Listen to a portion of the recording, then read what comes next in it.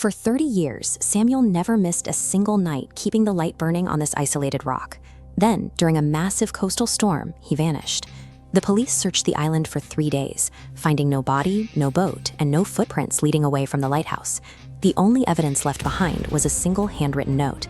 The light never failed. People did. The case went cold until Detective Guddu received an anonymous package. Inside was a heavy brass lighthouse key and a simple challenge: finish what he started. Guddu accepted the case immediately. The local police are working under a closed-room theory. The storm was so severe that navigating a boat to or from the island would have been impossible for anyone but a professional. They believe Samuel must have been swept out to sea. Guddu sees it differently.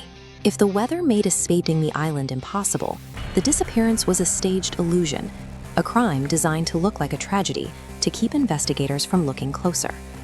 Inside the lighthouse, the scene is deceptively normal. Coffee sits half-finished in a mug. The clock is stopped at 10:17. Every piece of equipment is polished and in its proper place, showing no signs of a struggle. But there is one logical flaw. Look at the coat rack. The keeper's raincoat is completely dry. If Samuel supposedly walked out into a storm so violent it swept him away, why is his heavy weather gear still hanging on the hook? Samuel never wore it because he didn't disappear during the storm. The raincoat proves the accepted timeline is false. The keeper was taken before the first drop of rain ever hit the island. Outside, the evidence is even more manufactured. These muddy footprints are identical in depth, angle, and pressure. Real human walking is irregular. These were created by someone manually stamping a boot into the mud to create a fake trail. The investigation turns life-threatening when Guddu explores the cliffs. As he reaches for a support rope, it snaps instantly. This wasn't wear and tear. The fibers were intentionally sliced through to ensure the next person who walked this path would fall. The perpetrators faked the timeline and manufactured footprints to mislead police. Now, the severed ropes confirmed they transformed the island into a lethal trap for any investigator who dared to follow the trail. Guddu searches the keeper's bedroom. Amidst hundreds of books arranged perfectly by year, he finds a single volume placed upside down. It's the only break in Samuel's 30-year streak of meticulous organization. Inside the book is a maintenance log with a strange numeric sequence. It begins as a pattern of sevens: 7, 14, 21, 28. Then it breaks. 29, 31, and 35 have no mathematical connection to the others. Guddu realizes these aren't dates, they are staircase steps. Reading the letters carved into those specific steps reveals a hidden instruction. Look below the bell. Under the bronze fog bell, Guddu finds the motive. Hidden documents expose a shipping ring using fake distress signals to lure cargo ships off course. Samuel had been recording every ship that disappeared, and he had enough evidence to bring the operation down. Before he can leave, masked attackers arrive. Guddu uses strategy over force, slicing a fuel hose on a nearby crane.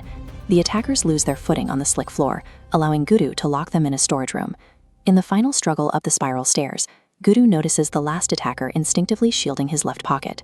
Guddu grabs the pocket, and a satellite phone falls out. The caller ID on that phone matches the personal line of the shipping company's director. This wasn't a local robbery. The man responsible for the missing ships is the same man directing the hit squad on this island. One question remains: where is Samuel? Guddu looks back at the first note.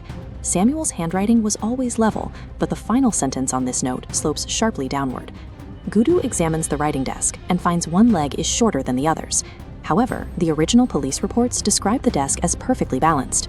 If the desk has a short leg, it only sits level if it's standing on an uneven floor that compensates for the height. The lighthouse floor is flat stone, but the old storage warehouse has cracked, sloping concrete. The note wasn't written here. The entire scene, desk and all, was moved from the warehouse to the lighthouse after the fact. Guddu rushes to the warehouse and tears away the stacked equipment. Hidden beneath the emergency rafts, he finds Samuel, alive. The smugglers had kidnapped him and were holding him there until the storm cleared. The dry coat exposed the fake timeline. Stamped prints proved the evidence was staged. The stair code revealed the motive, and the slanted handwriting on a crooked desk led straight to the victim's location. Observation solved what logic couldn't. As the police arrest the shipping director, Guddu leaves the reporter with one thought: the most dangerous truths are hidden inside the ordinary objects we see every day. But the game isn't over. A new message appears on Guddu's screen. The lighthouse was just the beginning. Now a train has vanished without a trace.